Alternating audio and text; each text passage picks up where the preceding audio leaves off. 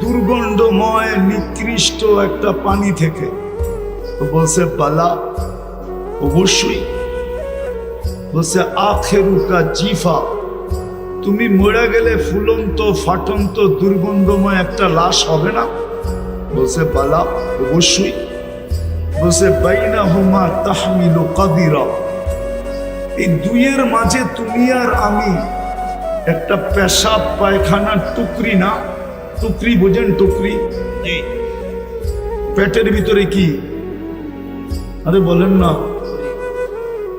পেশাব পায়খানা না, বুড়িতে কি আছে? মনে হয় ভালো ভালো খাওয়ান আছে, পেশাব পায়খানাই তো, ঠিক না? তো মা ইয়াজিদ বিন মুহাল্লাব বলতেছে আরাফতানি হাক্কা, তুমি আমাকে চিনছো, এই চামচগুলো একটাও আমাকে চিনেন। চামচ চিনেন? রাধা বাদশাদের চতুর্দিকে চামচ থাকে না, চামচ। আরে চামচই কোন, চামচা কইলে আবার খারাপ শোনা যায়। সুন্দর ভাষা ব্যবহার করেন। তো বলে ওরা আমাকে চিনে নাই। আমি বুঝাইতেছিলাম, যেই মানুষটা এত সৃষ্টির ভিতরে এত ঊর্ধ্বে, সে নিশ্চয় কেন জমিনে পা রাখে? যুক্তি তো বলে, তর্ক তো বলে, বিবেক তো বলে, বুদ্ধি তো বলে, এমনকি বিদ্যা পর্যন্ত বলে যে সবচেয়ে পূর্ণতা নিয়ে ওই মানুষটাকে দুনিয়াতে আসা উচিত ছিল। কিন্তু মানুষটা কেন নিশ্চয় আসলো? কেমন নিশ্চয়? ফালা লাকা সিন্নুন তাক্তা, মার পাটের থেকে যখন আসে তো দাঁত থাকে না, কোত্থেকে কাটবে? ওয়ালা লাকা লিসানুন তানতিক, জিহ্বা থাকে কিন্তু বাক শক্তি থাকে না। ওয়ালা লাকা উদুনুন তাসমা, কান থাকে কিন্তু শ্রবণ শক্তির কার্যকারিতা থাকে না। ওয়ালা লাকা আইনুন তানদুর, চক্ষু থাকে কিন্তু দৃষ্টি শক্তির কার্যকারিতা থাকে না। ওয়ালা লাকা আকলুন তুমাইয়িজ, মগজ থাকে কিন্তু ভালো মন্দ বুঝার ক্ষমতা থাকে না। ওয়ালা লাকা কলবুন তাতাফাক্কার, দিল থাকে কিন্তু চিন্তা কি জিনিস সে জানে না। ওয়ালা লাকা ইয়াদুন তাফতিশ, হাত থাকে কিন্তু কর্ম তো দূরের কথা, ধরারই ক্ষমতা থাকে না। ওয়ালা লাকা রিদা, মেসেজ। এই জন্য নিশ্চয় নিয়ে আসছে। কেনটা? এই মেসেজটা কোনো সৃষ্টির দরকার নাই, কোনো সৃষ্টির এই মেসেজের প্রয়োজন নাই। প্রয়োজন নাই কেন এটাও বুঝাইতেছি। কোনো সৃষ্টির ভোগ অধিকার নাই। সৃষ্টি ভোগ যদি করেও তাহলে মানুষের জন্য করে। সৃষ্টি বাঁচে যদি মানুষের জন্য বাঁচে। সৃষ্টির অস্তিত্ব মানুষের জন্য। মানুষ না হইলে এই সৃষ্টির দরকার ছিল না। সূর্যের আলো দরকার ছিল না, চাঁদের কিরণও দরকার ছিল না, নদী প্রবাহমান হওয়াও দরকার ছিল না, সমুদ্রের তরঙ্গ মারাও দরকার ছিল না। এটা খোলার সময় এখন নাই। আর এই হইহুল্লার ভিতরে যে বুঝে আসবে এমনও না, যদি খুলিও তাইলে বুঝে আসবে না। এটার জন্য খুব নির্জনতা চাই, খুব ধ্যান চাই, তাইলে হয়তো বুঝে আসতে পারে যে সব সৃষ্টি মানুষের জন্য। সব সৃষ্টি মানুষের জন্য। মানুষ না হইলে কিচ্ছু হতো না, কিচ্ছু প্রয়োজনও ছিল না। তো যেটা বুঝাইতেছিলাম, মানুষ নিশ্চয় আসে কেন? শুধু একটা মেসেজ দেওয়ার জন্য। এই মেসেজটা কোনো সৃষ্টির দরকার নাই, প্রয়োজন নাই। এই জন্য সব সৃষ্টিকে আল্লাহ পূর্ণতা দিয়ে অস্তিত্ব দেন। শুধু ওই মেসেজটা বোঝার জন্য মানুষকে নিশ্চয় অস্তিত্ব দেন, নিশ্চয়। শুধু একটা মেসেজ বোঝানোর জন্য। আর মেসেজটা এই জন্য বুঝাইতেছিলাম, কোনো সৃষ্টির ওই মেসেজের প্রয়োজন নাই। কেননা ভোগ অধিকার নাই, কোন সৃষ্টির জীবনের ফলাফল নাই, প্রতিদান যাকে বলে প্রতিদান নাই, কোন সৃষ্টি প্রতিদান পাবে না, এমনকি ফেরেশতা পর্যন্ত প্রতিদান পাবে না, কোন সৃষ্টি জান্নাত জাহান্নামে যাবে না, শুধু একমাত্র মানুষই জান্নাতে যাবে জাহান্নামে যাবে। উকুদুহান নাস ওয়াল হিজারা, কুরআন বলে শুধু মানুষ জাহান্নামের ইন্ধন হবে। এই জন্যই মানুষটাকে মেসেজ দেওয়ার প্রয়োজন ছিল, এই জন্য আল্লাহ নিশ্চয় অস্তিত্ব দিয়েছেন, যদিও মানুষ ভাবে না। এটাও মানুষেরই স্বভাব, এটাই মানুষের স্বভাব। জিতার আগে একরকম, জিতা গেলে আরেক রকম। জিতার আগে পাও ধরতে পারে, আবার জিতার পরে যার পাও ধরছে তারে ফুটবলের মতো লাথিও দিতে পারে। এটা মানুষের স্বভাব। কুরআন বলতেছে, কুরআন আমি না, কুতিলাল ইনসানু মা আকফারা। নাইলে একটা কথা বোঝেন, এটা তো স্বীকার করি হায়াত কার হাতে? আল্লাহ। মৌত আল্লাহ। সুস্থতা আল্লাহ। অসুস্থতা আল্লাহ। সর্বকিছু কার হাতে? আল্লাহ। যেই মানুষটা বলে আল্লাহ ডাকলে ও মসজিদে যায় না কি করে? আচ্ছা বলবেন মসজিদটা ছোট, এত মানুষের সংকুলন হবে না, বলুক এই কাউন্টারে জামাতে দাঁড়ায় কিনা, নামাজ পড়ে কিনা, অথবা এই রোডে দাঁড়ায় কিনা, বলেন কয় পার্সেন্ট মানুষ নামাজ পড়ে? তাহলে বোঝা গেল মানুষের মতো অকৃতজ্ঞ কোনো প্রাণী নাই। বিশ্বাস করে যে মৌত আল্লাহর হাতে, মৌত হায়াত আল্লাহ। নাইলে প্রবাদ বাক্য কেন আসলো, রাখে আল্লাহ মারে কে? কিন্তু মিডিয়ালারও লেখে মাঝে মাঝে যে রাখে আল্লাহ মারে কে, মারে আল্লাহ রাখে কে। বিশ্বাস তো করে, কিন্তু আল্লাহ ডাকলো, কে ডাকলো? আল্লাহ। আজান কার ডাক? আল্লাহ। আল্লাহ ডাকলো। ও বিশ্বাস করে আমার হায়াত আল্লাহর কাছে হাতে, মৌত আল্লাহর হাতে, আমার কর্ম আল্লাহর হাতে, আমার সুস্থতা আল্লাহর হাতে, আমার এভরিথিং আল্লাহর হাতে। বুঝলাম নাস্তিক যারা ওরা মানে না, কিন্তু আমরা তো নাস্তিক না। নাস্তিক না, আল্লাহকে মানি না, স্বীকার করি না, অবশ্যই। তাহলে আমরা কেন ডাকে আসি না? আমাকে যুক্তি দিয়া বুঝান, ও কেন আসে না? তাহলে বোঝা গেল আল্লাহর কথা সত্য। মানুষ তোর চেয়ে অকৃতজ্ঞ কেউ নাই, মানুষ সবচেয়ে অকৃতজ্ঞ। কুতিলাল ইনসানু মা আকফারা, অকৃতজ্ঞতা মানুষকে খায়া ফেললো। এই জন্য আল্লাহকে ডেলি ধ্বনি দিতে হয়, ধ্বনি। কোরআনের মাধ্যমে আল্লাহ প্রত্যেকের কানে ধ্বনি দেন, আওয়াজ দেন। মা গর্রাকা বিরাব্বিকাল কারীম, দয়ালু আল্লাহর থেকে তোকে বিমুখ করলো কে? এত দয়ালু আল্লাহ। চলেন দয়ার একটা দৃষ্টান্ত দেখাই, দয়ার একটা দৃষ্টান্ত দেখাই। এক কোম্পানি নিয়ে আসেন এখান থেকে আমাকে, যে কোনো প্রতিবন্ধীকে চাকরিতে রাখছে। অনেকগুলা কোম্পানি, ওই মাথা থেকে এই মাথা পর্যন্ত পরিবহনের, ঠিক না? জি। একটা কোম্পানি নিয়ে আসেন, সে একজন প্রতিবন্ধীকে কর্মচারী হিসাবে রাখছে, মাসের শেষে তাকে একটা বেতন দেয়। এই মনে করা যে সে প্রতিবন্ধী, কি করে খাবে? আল্লাহ আমাকে অর্থ দিছে, আমি একজন প্রতিবন্ধীকে কর্মচারী হিসাবে রাখলাম। ও বলতেছে একজন রাখছে, একজন প্রতিবন্ধী বাংলাদেশে?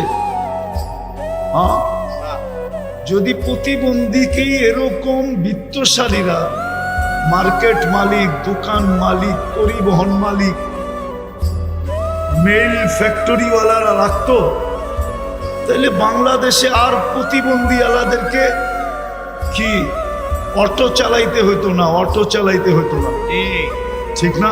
জি হ্যাঁ, আর প্রতিবন্ধীদের সুবাদে ভালো লোক অটো নিয়ে নামতো না, ঠিক না?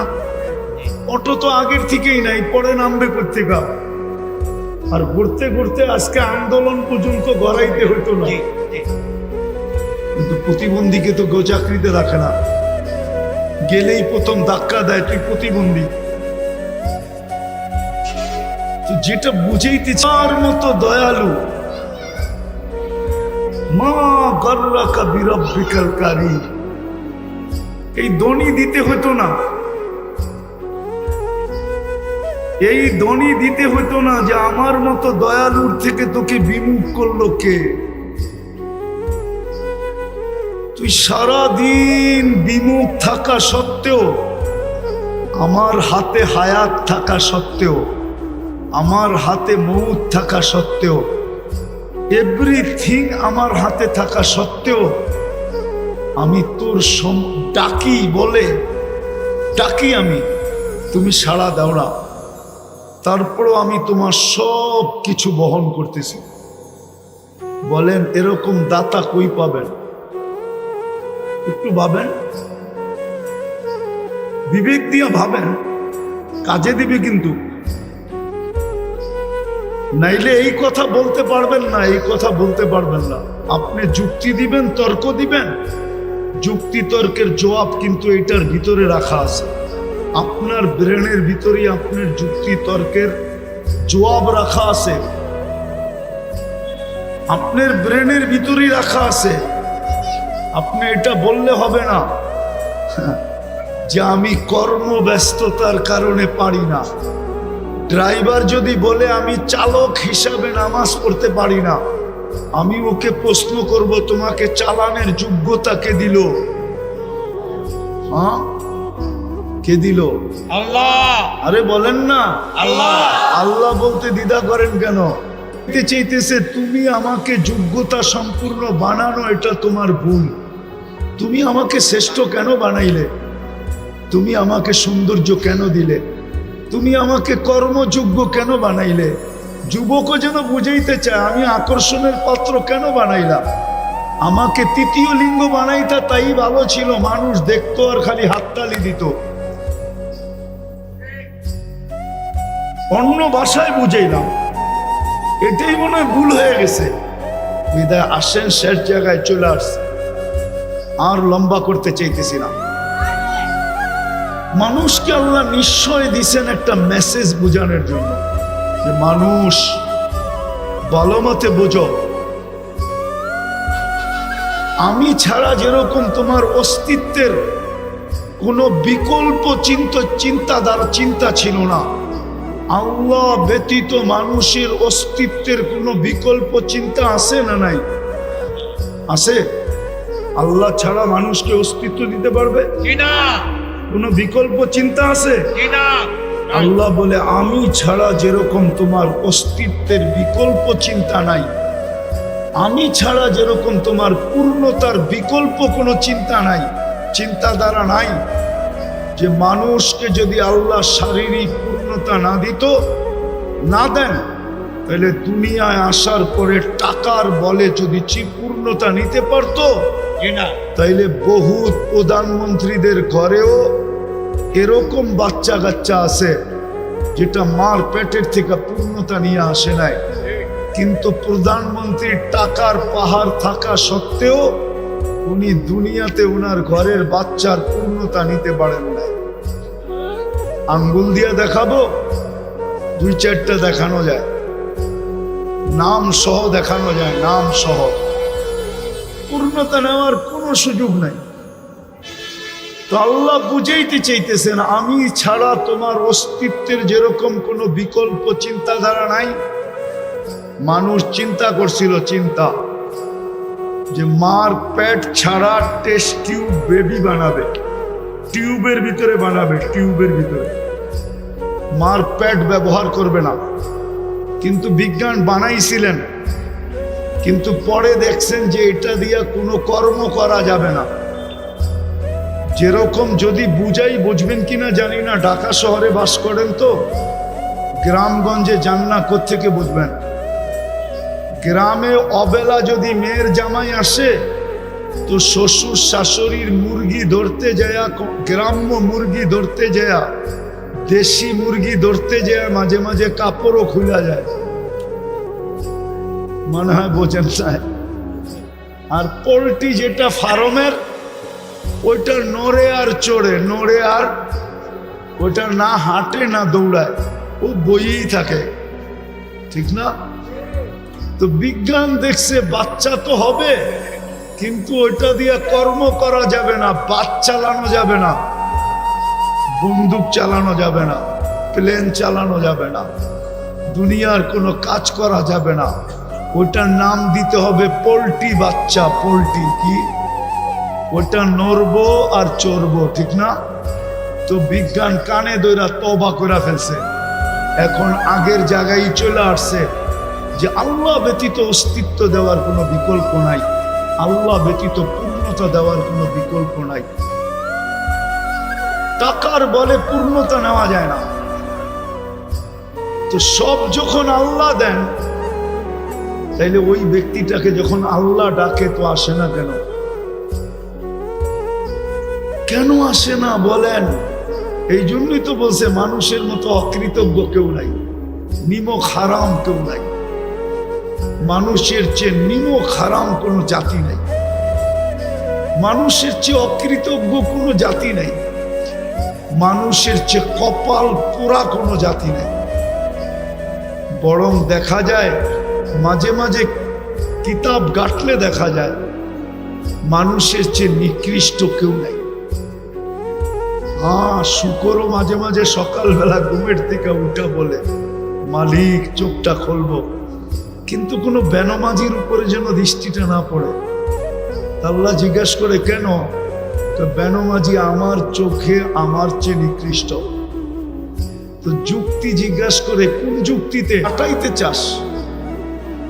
এই জন্য বাংলায় একটা প্রবাদ বাক্য আছে, পরিশ্রম ধন আনে, এটা আমিও মানি।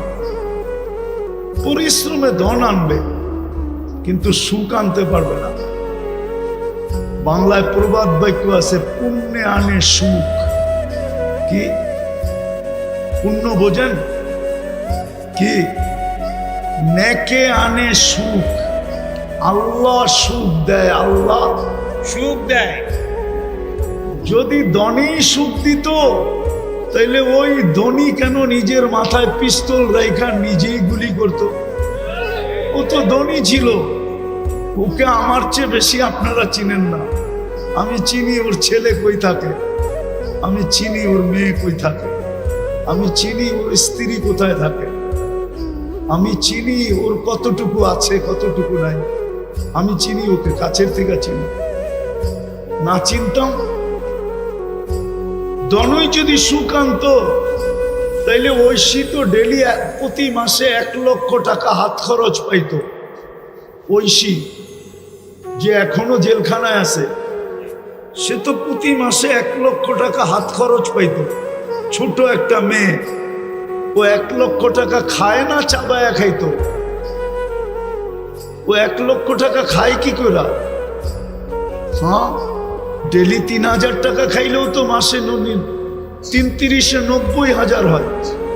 ও 3000 ডেলি কি খাইতো? বিলাসবহুল গাড়ি তো ছিল ওর জন্য, পার্সোনাল ড্রাইভার তো ছিল ওর জন্য। এখনো তো ফ্ল্যাটটা পড়া আছে শান্তিনগরে, দেখা আসেন না? আমি চিনি ওই ফ্ল্যাট। যদি ধনী মানুষের জীবনে সুখ আনতো তাইলে ধনীরা বেশিরভাগ আত্মহত্যা করে কেন? ডিটেনশনে ভোগে কেন? ধনীদের চেয়ে তো বেশি ঘুমের ট্যাবলেট কেউ খায় না, ধনীদের চেয়ে তো বেশি ডিটেনশনের ট্যাবলেট কেউ খায় না। ধনীরা সবচেয়ে বেশি ট্যাবলেট খায়। আরেকটা বলবো, হয়তো বিশ্বাস করবেন না, ডিটেনশনের ট্যাবলেট উন্নত বিশ্বে সারা দিন যতগুলা বিক্রি হয়, যত $1 ট্রিলিয়ন, কোনো ওষুধ এত বিক্রি হয় না। আমি তো ঘুরা বলতেছি, ঘুরা আমেরিকা যায়া বলতেছি, কানাডা যায়া বলতেছি, ইংল্যান্ড, ইউরোপ, অস্ট্রেলিয়া, জাপান, শুধু বাকি আছে নিউজিল্যান্ড। বাকি সব ল্যান্ডে যায়া বলতেছি। তাইলে ওরা কেন এত বেশি ট্যাবলেট খাইতো ঘুমানের? মুসলমানের ঘুম দেখা কেন মুসলমান হইতো? আমি তো চিনি আমেরিকাতে ওই ব্যক্তিকে যে মুসলমানের ঘুম দেখা মুসলমান হয়েছে। সত্য বলতেছি। মসজিদে বৈশা বৈশা একজন ঘুমাইতেছিল, তো দূরের থেকে দেখা ছুটে আসছে, বলছে তুই কোন কোম্পানির ওষুধ খাস, বৈশা বৈশা ঘুমাস? আমি তো আমেরিকান ওষুধ খায়া বিছনায় যায় ঘুমাইতে পারি না, আমাকে একটু দয়া করে লেখা দিবি? ও ছিল তাবলিগওয়ালা, ও চালাক ছিল, বলছে এত তাড়াতাড়ি লিখে দিব? 3 দিন আমার লগে থাকতে হবে। থাকবি? বলছে 3 দিন না 3 মাস থাকবো, 3 মাস। তারপরও ঘুম দরকার। তো 3 দিন জামাতে থাকার পরে মুসলমান হয়ে গেছে। 2019-এর কাহিনী বলতেছি। আমি ইস্তেমায় গেছিলাম আমেরিকা, তা আমি বয়ান করে নামতেছিলাম, আর ও পিছে বয়া ঘুমাইতেছিল বসা বসা। তা আমি আইসা ওরে খোঁচা দিয়ে জিজ্ঞাসা করছিলাম কোন কোম্পানির ট্যাবলেট খাস, আমাকে লেখা দিবি? তো আমাকে হাইসা দিয়া বলতেছে 3 দিন সময় দিতে হইব, তাইলে লেখা দিবি। অথচ আমি ইস্তেমার বয়ান করে নামলাম। সত্য এটা, ভাবেন, নাইলে ছোট জীবনটা কেটে যাবে। সুখের আশায় দৌড়াইতে থাকবো, কিন্তু কোনোদিন সুখ দেখবো না। সত্য এটাই। পুণ্যে আনে, পুণ্যে আনে, পরিশ্রম কি আনে? আলস্য, দারিদ্রতা আনে মানি, কিন্তু দুঃখ আনতে পারে না। পাপে আনে দুঃখ, পাপে পাপে। মানুষের জীবনে দুঃখ আসে পাপের কারণে, অলসতার কারণে মানুষের জীবনে দুঃখ আসে না। মানুষ দুঃখী হয় শুধু পাপের কারণে। তো আল্লাহ মেসেজ দেওয়ার জন্য নিশ্চয় অস্তিত্ব দিছেন, যে তোমাকে নিশ্চয় অস্তিত্ব দিলাম মেসেজ, তুমি এই ছোট জীবনটায় যদি সুখে থাকতে চাও, তাহলে আমি আল্লাহ ছাড়া বিকল্প নাই। আমি আল্লাহকে পাইতে হবে।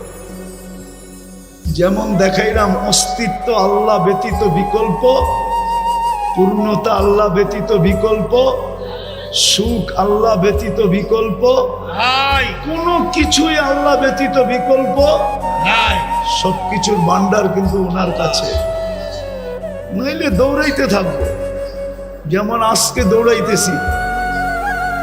রাত্রেও তো এখান দিয়ে যাই, রাত্রেও যাই 2টা 3টা 4টা বাজে, দেখি এই কাউন্টার গুলা সব খোলা, কর্মরত মানুষগুলা এখানে ব্যস্ত, চা বিক্রি হইতেছে, এটা হইতেছে, সেটা হইতেছে। সবাইকে যদি জড়ো করে জিজ্ঞাসা করি, রাত্রটা তো ঘুমের জন্য ছিল, তুমি কেন সজাগ? রাত্রটা তো ঘুমের জন্য ছিল। রাত্রের 1 ঘন্টা ঘুম দিনের 5 ঘন্টার ঘুমের সমান হয় না। ওয়াজআলনা লাইলা লিবাসা ওয়াজআলনা নাওমা সুবাতা। রাত্র বানানো হয়েছে ঘুমের জন্য, দিন বানানো হয়েছে ওয়াজআলনা নাহারা মাআশা। দিন বানাইছি আমরা কর্মের জন্য, কিন্তু সাইদাবাদ তো 24 ঘন্টা কর্ম করে, না করে না? 24 ঘন্টা কর্ম করে। যদি জিজ্ঞাসা করি কর্ম করো কেন, আচ্ছা বলেন, লাউড স্পিকার বাইরেও খোলা আছে, শীত তো শুরু হয়ে গেল, ঠিক না? 2 দিন পরে কনকনে হবে, ঠিক না? এই কনকনে শীতের রাত্রে ল্যাব গায়ে দিয়া 2 জনে ঘুমানো সবচেয়ে মজা। 2 জন বলছি, কিন্তু ল্যাব গায়ে দিয়া 2 জনে ঘুমা। এই ছোট জীবনটাও সুখী হওয়ার জন্য আমি ব্যতীত বিকল্প কোনো রাস্তা নাই। এই জন্য আল্লাহ মেসেজ দেওয়ার জন্য নিশ্চয় দ্বিতীয়টাও বুঝাইতেছি, শেষ জায়গায় চলে আসছি। দ্বিতীয়টাও শেষ জায়গায় চলে আসছি, দ্বিতীয়টাও বুঝাইতেছি। এই জীবনটাই তো জীবন না, 60-70 বছর, তারপর চলে যেতে হবে। যেটা চিরদিন, ওইখানেও যদি সুখ পাইতে চাই, আর যদি বলি প্রবাদ বাক্য, নগদ যা পাও হাত পেতে নাও, বাকির খাতায় শূন্য থাক, তাইলে আপনাকে বুঝায় কোনো লাভ নেই। ইনশাআল্লাহ আপনি একদিন সচক্ষে দেখবেন যে বাকির খাতায় শূন্যই আছে, আপনার প্রবাদ বাক্যই থেকে যাবে। এই জন্যই কোরআন বলছে, আফা হাসিবতুম আন্নামা খালাকনাকুম আবাস। ও মানুষ, কোন সৃষ্টি যদি অনর্থক সৃষ্টি না হয়, তাহলে তোর মতো সৃষ্টির সেরা মানুষটা অনর্থক হয় কি করে? যাকে আমি সৃষ্টির ভিতরে সবচেয়ে সৌন্দর্য দিলাম, ওটা অনর্থক হয় কি করে? যাকে সৃষ্টির ভিতরে সবচেয়ে সুন্দর গঠন দিলাম, ওটা অনর্থক হয় কি করে? যাকে আমি দুনিয়াটা হাতে উঠায়া দিয়া দিলাম, ওটা অনর্থক হয় কি করে? যাকে দুনিয়ার আধিপত্য দিলাম, সেটা অনর্থক হয় কি করে? সর্বশেষ যেই মানুষটাকে আমি খলিফা, আমার প্রতিনিধি হিসাবে ঘোষণা দিলাম, ওটা অনর্থক হয় কি করে? যেই মানুষটাকে জন্ম নিতে দেরি, সৃষ্টি শ্রেষ্ঠ সৃষ্টি, যাকে সেজদা করতে দেরি করে নাই, ওই মানুষটা অনর্থক হয় কি করে? এই জন্যই তো কবি বলেন, मिले खाक में अहले शाह कैसे कैसे, जमी खा गई नौजवान कैसे कैसे, अजल ने न छोड़ा किसरा न दारा, उसी से सिकंदर सा फाते भी दिहारा, हर एक लेके क्या क्या हसस सुधारा, पड़ा रह गया यही ठाट सारा। ঐতিহ্য পড়া থাকবে, ঐতিহ্য।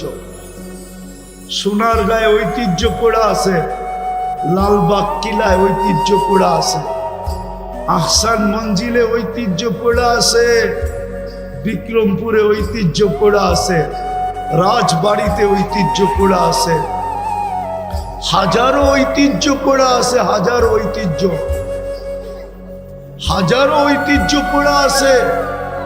এখনো গণভবন পড়া আছে, গণভবন ঐতিহ্য পড়া আছে। আল্লাহ বলে, কবিও বলে, ঐতিহ্য পড়া থাকবে। ছোটবেলা অনেক বাস কোম্পানি দেখতাম, যাদের নাম এখন পর্যন্ত একটাও নাই, শুধু একটা আছে, ঈগলের কিছু বাস এখন দেখা যায়, বাকি পুরান কোম্পানির একটাও নাই, শুধু ঈগলটা দেখা যায়। ছোটবেলার বাসের কোম্পানির কথা বলতেছি। বড় দাপট ছিল, বড় দাপট ছিল। রাগ হয়ে যাবেন বললে? না, পরিবহন রাগ হয়ে যাবে।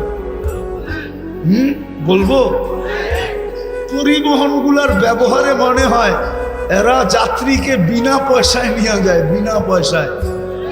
এরকম রাব ব্যবহার করে, কাউন্টার থেকে নিয়া পায়ে হাত দিয়া বলতেছি, রাগ হয়েন না, কন্ট্রাক্টর থেকে নিয়া সবাই এরকম রাব ব্যবহার করে, মাঝে মাঝে মনে হয় বিনা পয়সায় নিয়ে যায় কি, কিন্তু আসলে এদের পরিবহন চলে তো জনগণের মাধ্যমে, ঠিক না? জনগণ যদি বলে আমরা 11 নম্বর পরিবহন ব্যবহার করব, আজকের থেকে কোনো পরিবহনই ব্যবহার করব না। 11 নম্বর চিনেন? দুর্মিয়া, এটাও চিনেন না, ঠিক না? এই দুইটা পাও, এটা হলো 11 নম্বর। 11 নম্বর পরিবহন ব্যবহার করব, আর কোনো পরিবহনই ব্যবহার করব না। তাইলে দেখেন আপনাদের জনগণের পাও ধরে কেমনে। রিক্সাওয়ালারা যদি ব্যবহারই না করলেন, ঢাকা শহর কত বড়, কিন্তু আমরা অলস হয়ে গেছি বিদায় 5 টাকার ভাড়া 50 টাকা দেওয়া যায়, ঠিক না? 20 টাকার ভাড়া 100 টাকা দেওয়া যায়, ঠিক না? এই জন্যই তো আমরা অসুস্থ। সব ফার্মের মুরগি হয়ে গেছে, 1 কিলো হাঁটতে পারে না, ঠিক না? হ্যাঁ, তো যেটা বুঝাইতেছিলাম, দুনিয়াটা চলবে না আল্লাহ পাওয়া ছাড়া। লেখালাম এই জন্যই আপনাকে নিশ্চয় অস্তিত্ব দেয়। মেসেজ, এটা মেসেজ। আল্লাহ ছাড়া তোমার এই দুনিয়ার ছোট জীবনটা চলবে না। একটা কাহিনী শোনাবো? কানে শোনা কাহিনী, নেলে শোনাইতাম না। দেখেন না, কনস্ট্রাকশন শ্রমিক থাকে না, যারা বিল্ডিং শিল্ডিং বানায়, ঠিক না? তো ওদের একজন সুপারভাইজার থাকে, অনেকগুলা কি দিন মজদুর থাকে, ঠিক না? ওরা দেখবেন সকালবেলা টিফিন কারি নিয়ে আসে লোকে করা, দুপুরে একসাথে বৈশা খায় দেয়। তাইলে আমরা বালা আসি না তো সারে বালা আছে? সারে তো সারাদিন কথা সারা লড়েই না, বুঝাইতে পারি। এই জীবনটাও আল্লাহ চাওয়া ছাড়া চলবে না, আর আখেরাতটা তো চলবে না, চলবেই না। এই জন্য আসেন আজকের থেকে তওবা কইরা, বেশি করতে হবে না, বেশি। আমাদের আল্লাহ এরকম না যে বেশি করতে হবে। আজকে তো শ্রমিকরে খাটায় 12 ঘন্টা, বেতন দেয় 8 ঘন্টার, 8 ঘন্টার, ঠিক না? না 8 ঘন্টার দেয় না, 12 ঘন্টার দেয়। নাইলে এত আন্দোলন বেতনের লেগে কেন হয়? মালিক পক্ষ মনে করে আমি তো বিল্ডিং মাত্র নিউ ইয়র্কে একটা বানাইলাম, আর বাকি তো কানাডা রয়েই গেল, অস্ট্রেলিয়া রয়ে গেল, ইংল্যান্ড রয়ে গেল, নিউজিল্যান্ড রয়ে গেল, জাপান রয়ে গেল, দুনিয়ার বড় বড় জায়গায় বিল্ডিং বানানো রয়ে গেল। তোকে এত বেতন দিব কেন? আমি আগে বিল্ডিং বানায় লই, ঠিক না? তাইলে শ্রমিকের আন্দোলন হইতো কেন? মালিক পক্ষ যদি মনে করত যে শ্রমিকের মাধ্যমেই আমার এই কি, আমার এই অবস্থান, শ্রমিক না হইলে তো আমার এই অবস্থান হইতো না। শ্রমিক যদি না পাইতাম তো আমি ফ্যাক্টরি খুলতাম কোত্থেকে? শ্রমিক যদি না হইতো আমি পরিবহন চালাইতাম কোত্থেকে?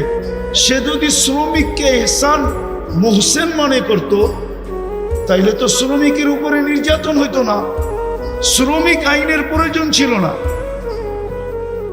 রাগ হয় না মালিক পক্ষ আবার।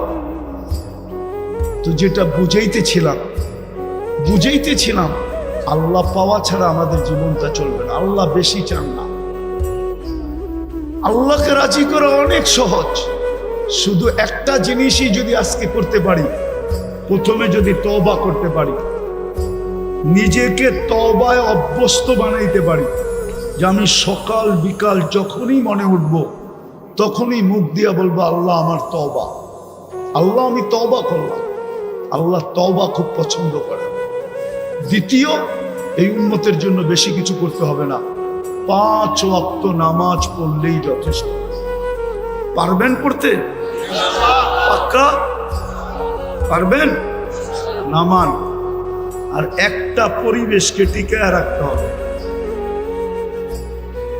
তাইলে দেখবেন আমরা সমস্ত বিপর্যয়ের থেকে বেঁচে থাকব। যেমন বাংলাদেশ বেঁচে আছে শুধু একটা কারণে, নাইলে বাংলাদেশের বিপর্যয়ের কথা পেপারে একবার আসে নাই, একাধিকবার আসছে। মিডিয়ায় হাজারো বার বলছে যে বাংলাদেশে বিপর্যয় ঘটবে, কিন্তু বাংলাদেশে কোনো বিপর্যয় আজ পর্যন্ত ঘটে নাই। আর আমার বিশ্বাস পরিবেশ যতদিন থাকবে অতদিন ঘটবে না। করোনার সময় সবাই চিৎকার দিছে বাংলাদেশের মতো বিপর্যয় কোথাও হবে না। আপনারা ব্যারিস্টার সুমনের বয়ান শুনছেন করোনার সময়? ওর বয়ান দেখেন। করোনার সময় ও চ্যালেঞ্জ করে বলছে বাংলাদেশের মতো বিপর্যয় কোথাও ঘটবে না, বাংলাদেশে মাটি দেওয়ার মতো লোক পাওয়া যাবে না। কিন্তু করোনায় বাংলাদেশে কোনো বিপর্যয় ঘটে নাই। বাংলাদেশে 7.8 ভূমিকম্প আসছিল। আজ 2013 অথবা 14 31 নাইটের পরের দিন সকাল 5টা 5-এ কোনো বিপর্যয় ঘটে নাই, অথচ তুর্কিতে 1.5 লক্ষ লোক মারা গেছে এই একই স্কেলের ভূমিকম্প, এক শহর মাটির সাথে মিশা গেছে। এরকম শতবার বাংলাদেশে 10 নম্বর মহাবিপদ সংকেতের ফ্ল্যাগ উড়ানো হয়েছে, কেননা আবহাওয়াবিদদের কাছে 10-এর উপরে কোনো সংখ্যা নাই। বিদায় বাংলাদেশে কোনো বিপর্যয় ঘটে নাই বলবে না, শুধু 2টা পরিবেশের কারণে বা একটা পরিবেশের কারণে, মসজিদ, মাদ্রাসা, আলেম, ওলামা, শুধু এই পরিবেশটার কারণে। আমি ঘুরা বলতেছি, কিন্তু আমার কথা হয়তো আমার শিক্ষিত সমাজ মানবে না, আমার কথা হয়তো যারা বর্তমান টেকনোলজির যুগে টেকনোলজিকে মাথায় নিয়ে চলে ওরা মানবে না, কিন্তু যারা আধ্যাত্মিককে মাথায় নিয়ে চলে ওরা মানবে। কেননা এখানে ধারা 2টা, একটা হলো বিজ্ঞানের ধারা, একটা হলো টেকনোলজির ধারা, আর একটা হলো আধ্যাত্মিক ধারা। আধ্যাত্মিক ধারা নিয়ে যারা চলে তারা আমার কথা মানবে। এই পরিবেশের কারণে আমার দেশে বিপর্যয় হয় না, হবেও না। দেখা যাবে যে বিপর্যয় হবে, কিন্তু ইনশাআল্লাহ হয় না, আর কোনোদিন হবেও না, হবেও না, হবেও হবেও 5 তারিখের পরেও তো ভাবছিলাম কি জানি হবে, ঠিক না? সব ভাঙ্গা পড়ছিল না, এরকমই তো, ঠিক না? কিন্তু আস্তে আস্তে সামলায়া উঠছে না উঠে নাই? স্বাভাবিক হয়েছে না হয় নাই? না হয় নাই? হয়েছে। আরে হয়েছে, জি। হয়তো একটু বাকি আছে, ওটাও হবে, ইনশাআল্লাহ ওটাও হবে। কিন্তু বিপর্যয় আমার বিশ্বাস হবে না যদি এই পরিবেশটাকে ধরে রাখি, ওই পরিবেশটার সাথে সংযুক্ত থাকি, মসজিদ, মাদ্রাসা, আলেম, ওলামা। পারবেন? হ্যাঁ ইনশাআল্লাহ পারবেন? এটাও একটা মাদ্রাসার আয়োজন। আপনাদের কাছে যদি কখনো সাহায্যের হাত পাতে, কিন্তু আমার বিশ্বাস মনে হয় পাতবে না।